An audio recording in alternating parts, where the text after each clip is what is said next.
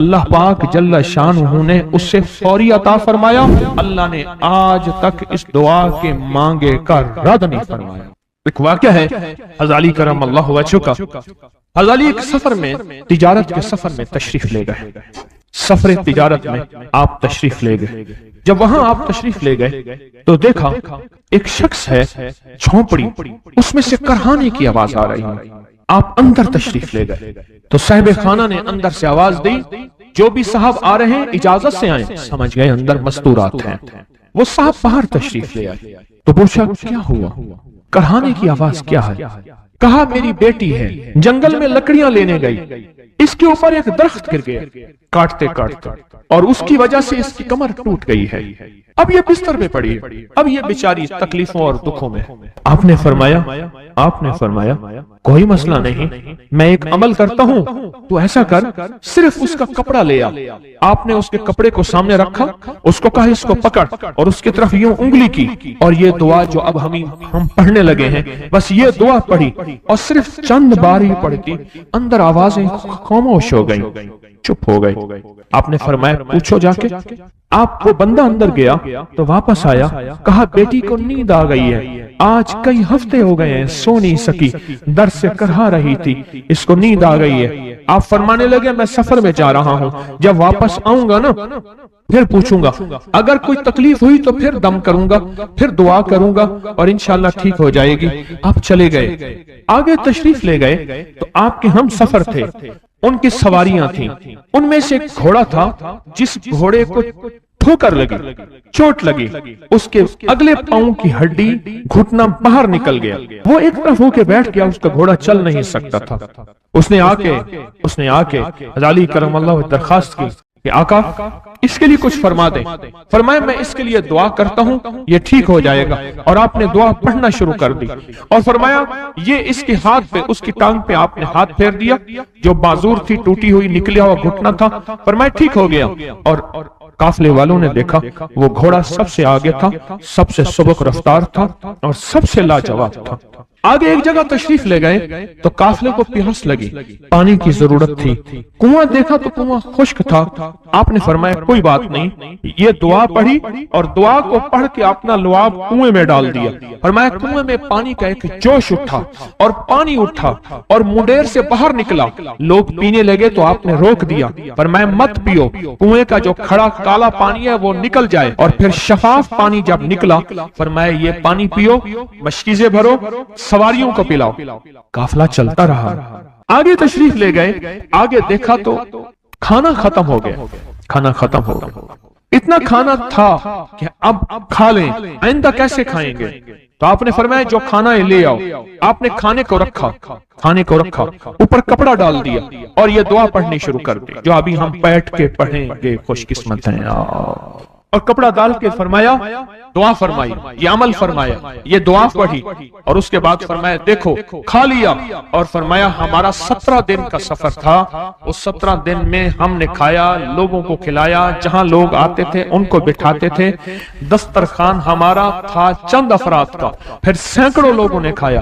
17 دن کے سفر میں تھوڑی سی کمی بھی نہ ہوئی. جب گھر لوٹے تو وہی کا وہی ہمارا خزانہ، کھانا، وہی سارا توشہ موجود تھا. آگے تشریف لے گئے تو ایک تجارت میں ایک دیکھا تو ایک بندہ ہے ٹھیکریوں پہ ٹھیکریاں مار رہا ہے. آپ اس کی طرف تشریف لے گئے، آپ نے اس کو جا کے دیکھا، لگتا ہے کہ تو پرانا جواری ہے. اس نے کہا جوا کھیلتا تھا، سب کچھ ہار بیٹھا ہوں، ہر چیز زندگی ختم ہو گئی ہے. آپ نے فرمایا اچھا ایسا کر توبہ کی نیت کر لے، اللہ سے توبہ کر لے، اور پھر میں تیرے لیے دعا بھی کرتا ہوں، عمل بھی کرتا ہوں. تو ایسا کر پتھر پہ پتھر مار، تیرا ہر پتھر سونے کا بنتا جائے گا. آپ بیٹھ گئے، اس نے ویسے ہی پتھر پہ پتھر مارا، اور جیسے بیچارہ بے بسی کی حالت میں پہلے مار رہا تھا، آپ نے دعا کرنی شروع کر دی، یہ دعا پڑھنی شروع کر دی. اور دعا پڑھتے پڑھتے دیکھا تو لوگوں نے پتھروں کی شکلیں بدلنا شروع ہو گئی، اور جو پتھر بھی اس کے ہاتھ میں آیا تھا وہ سارے پتھر سونے کے بن گئے. آپ نے سارا سونا اس کو دیا، چل پڑے. سفر میں آگے جاتے جاتے دیکھا کہ ایک شخص ہے، اس کے ساتھ ایک بچہ ہے، ایک بوڑھی عورت ہے، ایک بوڑھا گدھا ہے، اور وہ سارے پیدل چل رہے ہیں، گدھے کو سواری کو ساتھ لیے ہوئے۔ تو آپ نے پوچھا کیا ہوا؟ انہوں نے کہا ایک سانپ ہے جو اس گدھے کے پہ مسلط ہے، وہ سامنے بیٹھا ہے، وہ نیچے نہیں اتر رہا، ہم نے مارنے کی کوشش کی ہے، اس کی پھنکار سے عصا جل جاتا ہے، اور جلا ہوا عصا دکھایا، ڈنڈا جلا ہوا دکھایا کہ ایک پھنکار سے ڈنڈا جل جاتا ہے، وہ مسلط ہے گدھے پہ، ہم پیدل چل رہے ہیں، منزل پہ ہے، سانپ مسلط ہے، اس کا کوئی حل نہیں۔ آپ نے فرمایا اس گدھے کو اس جھاڑی سے، اس درخت سے باندھ دو، اور باندھ کے آپ قبلہ رخ ہوئے اور یہ دعا پڑھنی شروع کر دی، اور فرمایا پھر دوسرے رخ ہوئے اور یہ دعا پڑھنی شروع کر دی، اور تیسرے رخ ہوئے اور دعا پڑھنے کے بعد آپ نے اس سانپ پہ پھونک مارا، سانپ چونٹی بن کے چھلانگ لگائی اور غائب ہو گیا۔ تو انہوں نے پوچھا آقا یہ کیا تھا؟ فرمایا یہ تمہارے اوپر ایک دشمن جن مسلط تھا جو کہ تمہاری جانوں اور عزتوں کا لٹیرا تھا۔ آخرکار آپ کے غلام نے آپ سے پوچھا آقا اگر آپ یہ دعا ہمیں سکھا دیں، چشمہ فیض سے گر ایک اشارہ ہو جائے، چشمہ فیض سے گر ایک اشارہ ہو جائے، لطف ہو آپ کا اور کام ہمارا ہو جائے۔ آئیں بسم اللہ کر کے اس دعا کو پہلے سنتے ہیں۔ یا وہاب حبلی من نعمت الدنیا والآخرہ انک انت الوہاب۔ اللہ کے ولیوں نے اپنی کتابوں میں ایک بات لکھی ہے، ہم نے جب بھی اس دعا کو پڑھا اللہ پاک جل شانہ نے اس سے فوری عطا فرمایا، ورنہ اس کی نسبت عطا فرمائی، اور ورنہ چند لمحوں میں عطا فرمایا، ورنہ چند دنوں میں۔ اللہ نے آج تک اس دعا کے مانگے کا رد نہیں فرمایا۔ ریس کی وسعت کے لیے جو میں بتاتا ہوں کہ بندہ ہے 129 دن اور 129 دفعہ سورۃ کوثر پڑھ اور پھر آنکھوں سے رب کی طاقت کے جلوے دیکھ۔ 129 دن اور 129 بار۔ آپ بتائیں جو یہ پڑھتے ہیں 129 بار سورۃ کوثر کتنا وقت لگتا ہے؟ صحیح بتائیں، اگر نہیں پڑھتے نہ بتانا۔ 10 منٹ کی آواز بھی ہے، 7-8 منٹ کی آواز بھی ہے، 15 منٹ کی آواز بھی ہے۔ ہم 15 منٹ لے لیتے ہیں، 15 منٹ لے لیتے۔ کیا روزانہ کے 15 منٹ ہمارے لیے مشکل ہے؟ 129 بار سورۃ کوثر، اور اگر جگہ اور وقت ایک ہو تو پھر اس کی طاقت اور تاثیر حیرت انگیز طور پہ دگنی ہو جاتی ہے۔ زمان اور مکان وہی وقت وہی جگہ، مجبوراً اگر نہیں ہے تو کوئی حرج نہیں، پر یقین دل کی گہرائیوں، اندر کا درد اور پورے خشوع خضوع، دھیان، طلب، تڑپ اور جذبے کے ساتھ پڑھ 129 بار۔ اصل میں یہ 129 کا جو عدد ہے نا، لفظ لطیف کا عدد ہے، یا لطیف ہونا لطیف، 129 بار اور 129 دن۔ پھر قدرت کے خزانے اور رب کی رحمت کے خزانے، اس کی عطا اور شفقت کے خزانے، اس کی مہربانی کے خزانے۔ ایک اور چیز بتاؤں، دیدار مصطفیٰ کے لیے، کملی والے کے دیدار کے لیے سورۃ کوثر بہت باکمال ہے۔ اب اس کے فائدے سنتے جائیں، 129 دفعہ کے فائدے ذرا سنتے جائیں، کیونکہ میرے آقا کی تسلیوں کے لیے، دلجوئیوں کے لیے یہ آیت، یہ سورت اتری تھی۔ قرآن کی سب سے چھوٹی سورت ہے۔ دلجوئیوں کے لیے تانے دے دے کے ظالموں نے میرے آقا کے سینے کو چھلنی کیا، اور اللہ پاک جل شانہ نے فرمایا میرے حبیب کیوں غمزدہ ہیں، ہم نے آپ کو کوثر دے دی۔ اور میرے حبیب یہ جو تانے دینے والے ہیں، آپ پہ جادو کرنے والے ہیں، آپ پہ نظر بد کے حملے کرنے والے ہیں، اور آپ کے ساتھ حسد کرنے والے ہیں، یہ ان شان آقا ابتر، یہ تو ایسے ابتر ہوں گے، ان کی زندگی ابتر ہوگی، ابتر سے ابتر اور ابتر ہوگی کہ بس زمانہ دیکھے گا وہ شماتت الاعداء، اور ان کے دشمن ان پہ ہنسیں گے، ایسے ابتر ہوں گے۔ 129 بار سورۃ کوثر دیدار مصطفیٰ کے لیے، 129 بار سورۃ کوثر جادو کے آخری توڑ کے لیے، 129 بار سورۃ کوثر جادو کو خود پلٹانے کے لیے، پلٹ جاتا ہے۔ 129 بار سورۃ کوثر آفات اور بلیات کو دور کرنے کے لیے، 129 بار سورۃ کوثر انزائٹی، ٹینشن، ڈپریشن اور اسٹریس کے لیے، اور 129 بار سورۃ کوثر پرسکون نیند کے لیے، 129 بار سورۃ کوثر پرسکون زندگی کے لیے، اور 129 بار سورۃ کوثر دنیا حسنہ کے لیے۔ وہ طاقتور چیز ہے جو 7 نسلوں کو کھلاتی بھی ہے، پلاتی بھی ہے،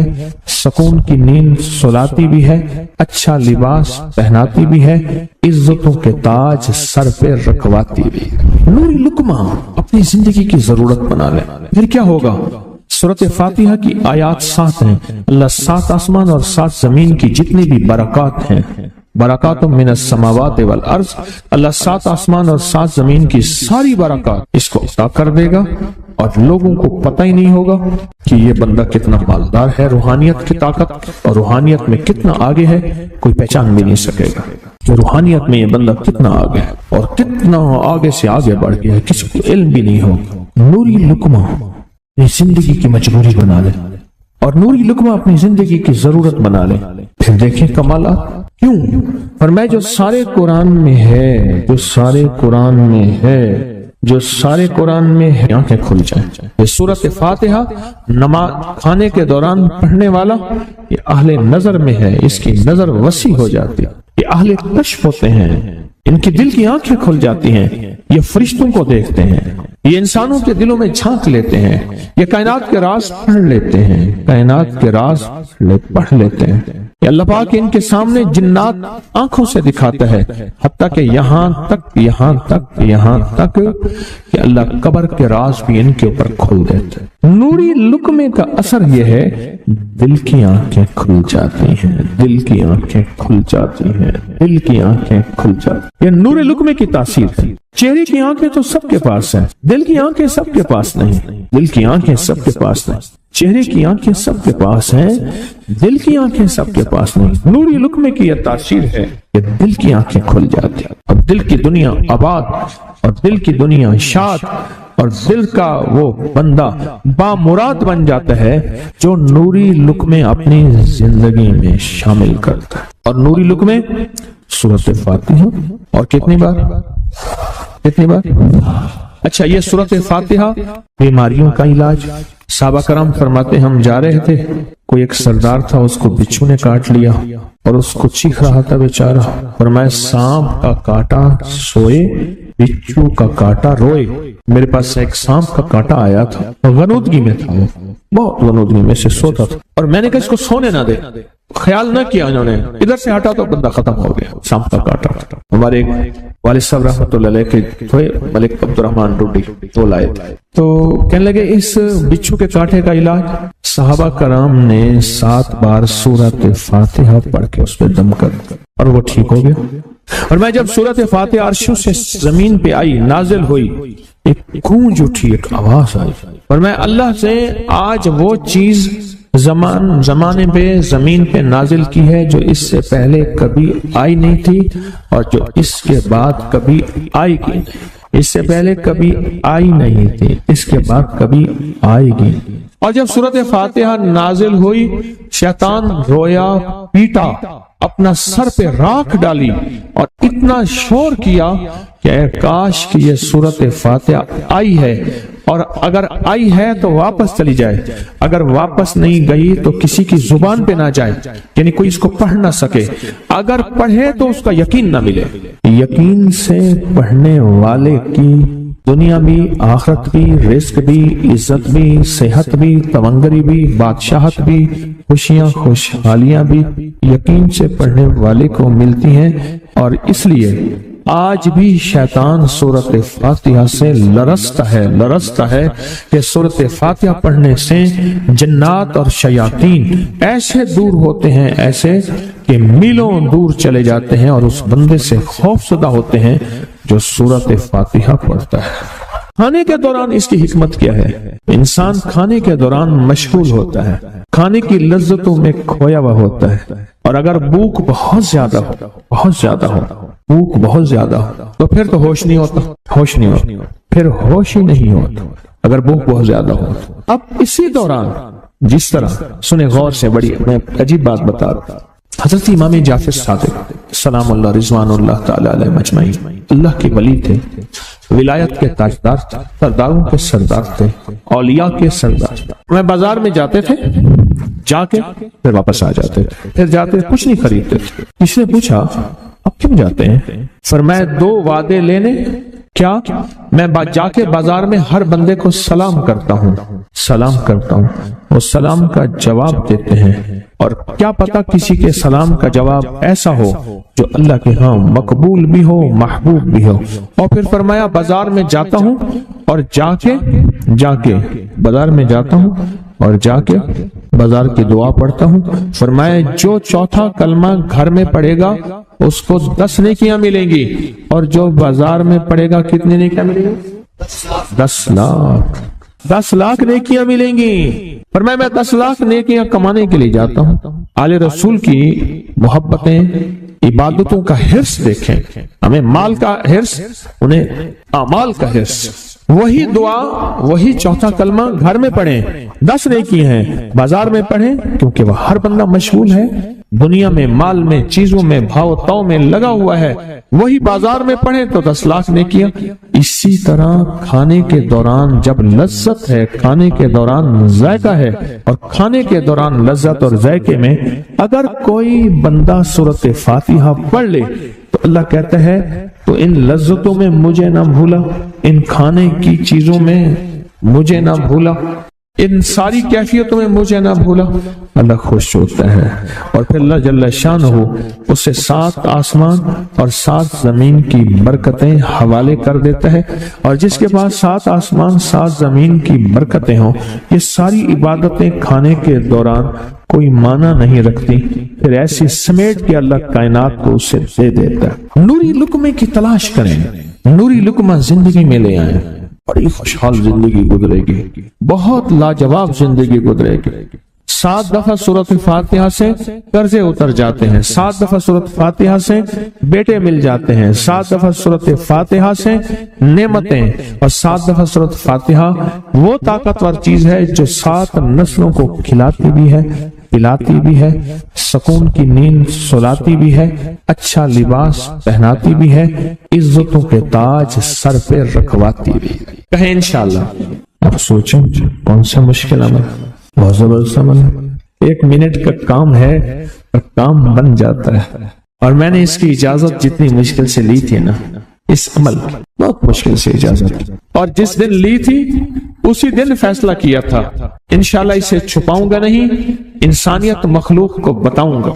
और ये 7 दफा सूरत फातिहा जो दिल का मरीज हो मुझ जैसा उसका भी इलाज है, जिस्मानी हो या रूहानी। मैंने पिछली दफा कहा ना कि मैं दिल का सख्त मरीज हूं और आज भी हूं, दुआ करो मौत तक न रहूं।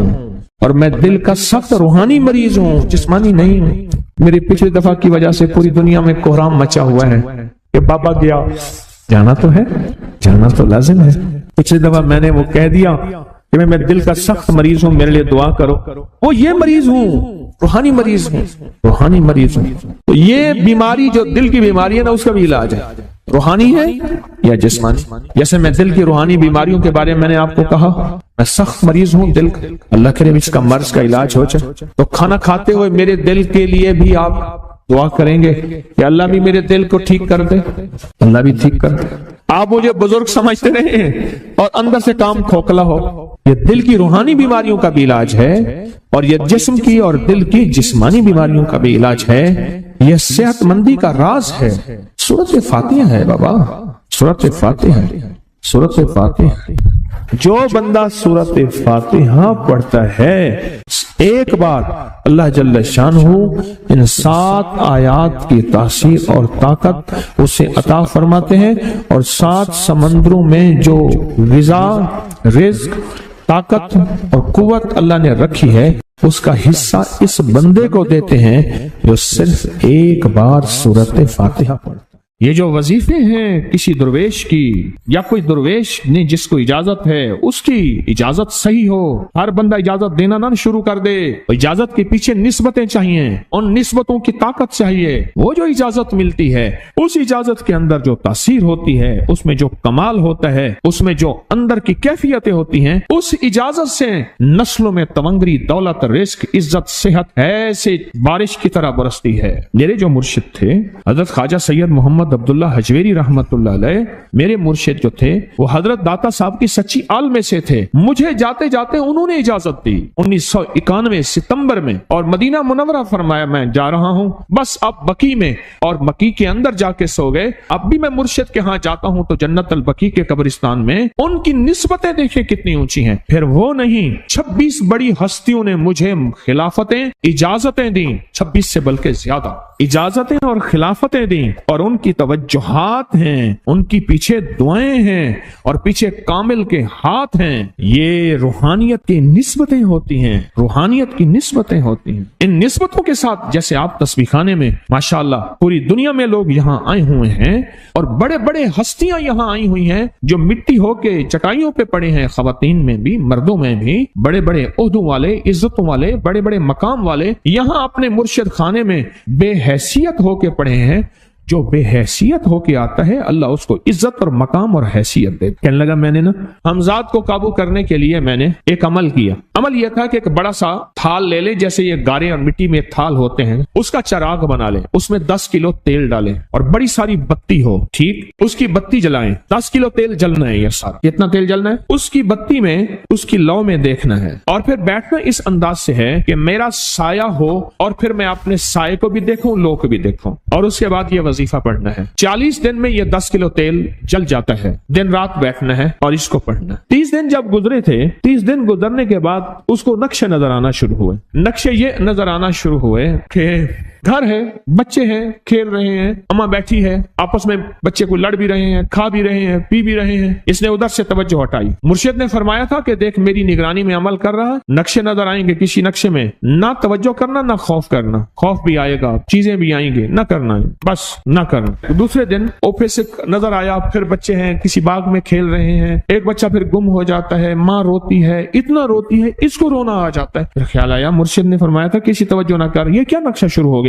اچھا پھر 2 دن کے بعد نقشہ آیا، بچے کھیلتے کھیلتے کھجور پہ چڑھ گئے، ایک بچہ جو اوپر سے گرا اس کے بازو ٹوٹ گئی، لات ٹوٹ گئی، اب پتہ چلا وہ تو مر گیا۔ اب اس کی میت پہ جو اماں نے بین ڈالے، جو ابے نے روئے اور گھر کی مائیاں روئی، اصل اس کو وظیفے سے ہٹانا تھا اور اس کی نظر جو وہ وہاں سے نظر سے ہٹانا تھا۔ پھر اس کو مرشد کا خیال آیا کہ توجہ نہیں ہٹانی، دھیان نہیں ہٹانا۔ پھر خیال آیا جب مرشد کامل ہو فائدہ کبھی نہیں ہوگا جب تک یقین کامل نہ، اصل توجہ ہٹانی ہے۔ اور بہت زیادہ رونا اور اتنا رونا کہ سرکار کا خیال آیا، بچے کو لے جا رہے ہیں، اس کی میت پھر قبر کھود رہے ہیں، پھر اس کا یہ کر رہے ہیں، رونا اتنا کہ اس کے آنسو، رونے کی کوئی کیفیت تھی مائیوں کی۔ 2 دن ابھی رہتے تھے 40 دن میں سے، تو پھر وہی گھر نظر آیا، بچے کھیل رہے ہیں، شوہر آیا، اس نے آ کے کہا مجھے روٹی دو۔ اس نے کہا گھر میں تو کچھ بھی نہیں ہے، لکڑیاں ہی نہیں ہیں، آپ نے کچھ دیا ہی نہیں۔ میاں بیوی کی لڑائی ہو گئی۔ اس نے کہا پھر ٹھیک ہے میں آج سب کو جلا دے۔ اس نے کہا لکڑیاں لے آیا، ادھر ادھر سے لکڑیاں لا کے نہ سے اس نے وہ لکڑیاں جلائیں، بچوں کو اٹھا کے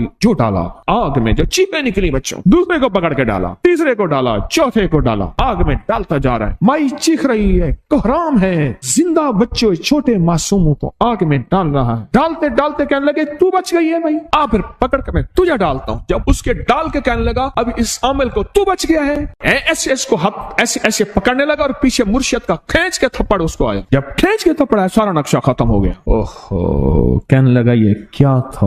مرشد کامل ایسا ہوئے جرا لولوں دے وچ وسے ہو، نال نگاہ دے پاک کریندا، نہ صابن سجی کھتے ہو۔ یہ اس وقت ہوگا جب یقین ہوگا، جب تیرا یقین کمزور ہے۔ مرشد کامل ہے، یقین کامل نہیں، ناکام رہے گا ساری زندگی، تھرمامیٹر لگاتا رہے گا۔ کوئی کہہ دے گا کہ تیرا مرشد 1 نمبر ہے، ولی ہے، کہا سبحان اللہ۔ کوئی کہہ دے گا 2 نمبر ہے، کہے توبہ توبہ۔ ساری عمر اسی زندگی میں رہے گا، کبھی نہیں پا سکے گا۔ 40 دن کے بعد مرشد کی خدمت میں حاضر ہوا اور سارے نقشے بتائے، فرمایا نہ بتاؤ ہم دیکھ رہے۔ علامہ فخر الدین رازی رحمت اللہ علیہ کا مشہور واقعہ ہے، مرید جو ہے آپ کا سینکڑوں میل دور، اور وہ مرید وہ تھا جو ساری عمر اللہ کے وجود کو کہتا رہا کہ اللہ کے وجود کو نہ ماننے والے کہتے تھے کوئی اللہ نہیں ہے، کہاں ہے دکھاؤ، ہر چیز خود بخود بن گئی ہے، خود بخود ختم ہو جائے گی۔ ان کے پاس 100 دلیلیں تھیں، کتنی 100 دلیلیں تھیں، اور آج تک ان کی دلیلوں کو کوئی توڑ نہیں سکا تھا اللہ کے وجود پہ۔ آخری وقت ہے اور آخری وقت کے اندر ایک دروازہ کھٹکھٹایا کسی نے کہ جناب ایک بزرگ آپ سے ملنے آئے ہیں۔ وہ بزرگ ان کے دوست تھے پرانے، اوہو آپ کا آخری وقت ہے، میں ملنے آیا۔ اور وہ بزرگ نہیں تھا، وہ شیطان کی شکل بن کے آیا تھا۔ اس نے آتے ہی وہ مسئلہ چھیڑ دیا، آج تک اس کی دلیلیں کوئی نہیں توڑ سکا تھا، یہ اس کی دلیل توڑ گیا۔ پہلی دلیل ٹوٹ گئی، اس نے دوسری دی اللہ ہے، اس نے 2 دلیل بھی توڑ دی کہ اللہ نہیں ہے، اس نے تیسری دی اللہ ہے، اس نے وہ اپنے علم کی طاقت وہ دلیل بھی توڑ دی، چوتھی 99 دلیلیں توڑی، ابھی ایک دلیل باقی رہتی ہے، اگر وہ بھی دلیل گئی تو یہ بھی کہتا ہے اللہ نہیں اور آخری وقت میں رب کے وجود کا انکار کر کے خاتمہ خراب کر کے گیا۔ مرشد وضو فرما رہے تھے، دور کہیں میلوں میلوں دور اللہ نے اپنی طاقت قدرت سے نقشے ہٹائے سامنے سے، اور نقشے ہٹائے کہ تیرا مرید گیا، وہیں سے وضو کا پانی چلو بھر کے نا زور سے پھینکا، اور کانوں میں آواز آئی، کیوں دلیلیں دے رہا ہے؟ تو نہیں کہتا میں نے اللہ کو بغیر دلیل کے مانا، تو دلیلیں دے رہا ہے؟ کیوں نہیں کہتا کہ میں رب کو بغیر دلیل کے مان؟ عمر رضی اللہ تعالیٰ عنہ امیر المومنین مسجد نبی میں خطبہ دے رہے ہیں، حضرت ساریہ صحابی تھے، وہ اس لشکر کے سپہ سالار تھے، میلوں سے میلوں سینکڑوں میل دور ایسے نقشے ہٹے، اور خطبے کے دوران انوکھی بات کہہ دی، یا ساریہ الجبل، ساریہ پہاڑ کے پیچھے دیکھ دشمن وہاں سے حملہ کر رہا ہے، اور پھر خطبہ شروع کر دیا۔ جمعہ کا خطبہ تھا، لوگ حیران، یہ امیر المومنین نے کیا فرما دیا؟ جب حضرت ساریہ کا قافلہ آیا واپس تو فرمایا فلاں وقت فلاں لمحے فلاں وقت میں جمعے کے دن فلاں لمحے میں امیر المومنین آپ کی آواز آئی تھی، اگر نہ آتی تو دشمن نے پیچھے سے مقابلہ حملہ کر دیا تھا اور ہمیں کاٹ کے رکھ دیتا۔